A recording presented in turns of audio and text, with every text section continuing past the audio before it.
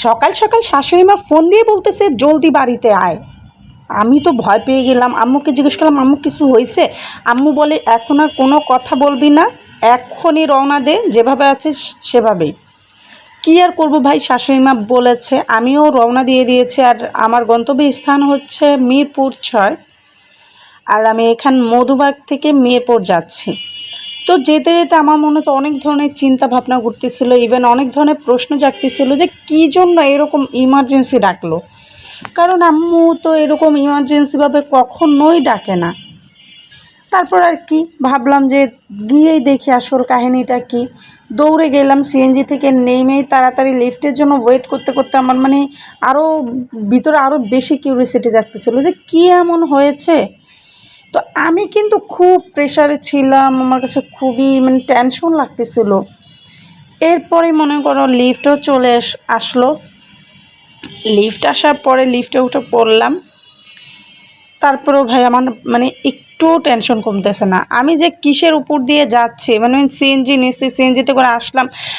আমার এখনও পর্যন্ত মাথার উপর দিয়ে সব কিছু যাচ্ছে যে আমি কী হয়েছে এটা জানার জন্য।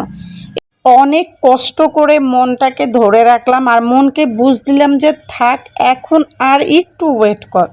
কারণ আমি লিফটে আসছি, 2 মিনিট লাগবে যেতে, গিয়েই শুনবো যে আসলে এত ইমার্জেন্সি করে কেন আমাদেরকে ডাকা হলো। আমাদেরকে বলতে আমাকে, আমার অন্যান্য ননদ সবাইকে ডাকা হয়েছে। তাহলে বুঝেন বিষয়টা কতটা গুরুত্বপূর্ণ। আর এই জন্যই আমার একটু বেশি টেনশন হচ্ছিলো যে কী এমন হলো। কিন্তু বিশ্বাস করেন বাসায় আসার পরে আম্মু বলতেছে তেমন কিছুই না, ওই যে কয়েকদিন আগে যেহেতু আমার ননদের বাবু হয়েছে, সেই বাবুর জন্য হচ্ছে আকিকা এখনও করানো হয় না, যেহেতু ওর সি সেকশনে বেবি হয়েছে, আকিকা করাবে 40 দিন পরে। ওইটারই আর কি ছোটোখাটো একটি আয়োজন করেছে, ঘরোয়া প্রোগ্রাম আর কি, এই জন্য আসতে বলছে। এবার চিন্তা করেন তো, আর এমন ইমার্জেন্সিভাবে আসতে বলছে। আমি তো আসছিলাম ভয় যে কী না কী হয়ে গেছে। যাই হোক, কী আর করবো, আস্তে আস্তে কিন্তু দুপুর হয়ে গিয়েছে। আর দুপুরে এসে হচ্ছে আমরা সবাই মিলে লাঞ্চ করে নিয়েছি। খাবার টাবার খেয়ে সবাই সবার মতো একটু রিল্যাক্সে টাইম পার করছে। আর আমি এখানে চলে আসলাম আন্টির সাথে ব্যালকনিতে দাঁড়িয়ে দেখার জন্য। আসলে ব্যালকনিতে দাঁড়িয়ে সময় কাটাতে আমার খুবই ভালো লাগে। আর এটা হচ্ছে আমার ফেভারিট ব্যালকনি। এই বাড়িতে 3টা ব্যালকনি, এটা হচ্ছে সব থেকে ভালো লাগে আমার কাছে। তো এই তো ওয়ে এবার আপনারাও হয়তো বা ভাবতেছেন যে আল্লাহ কী ভাবলাম, কী হয়ে গেল। হ্যাঁ ভাই, আমিও আপনাদের মতো অনেক কিছু ভেবেছি, কিন্তু কিছুই হয় না। যাক, আলহামদুলিল্লাহ, দিনটা অনেক ভালো কেটেছে।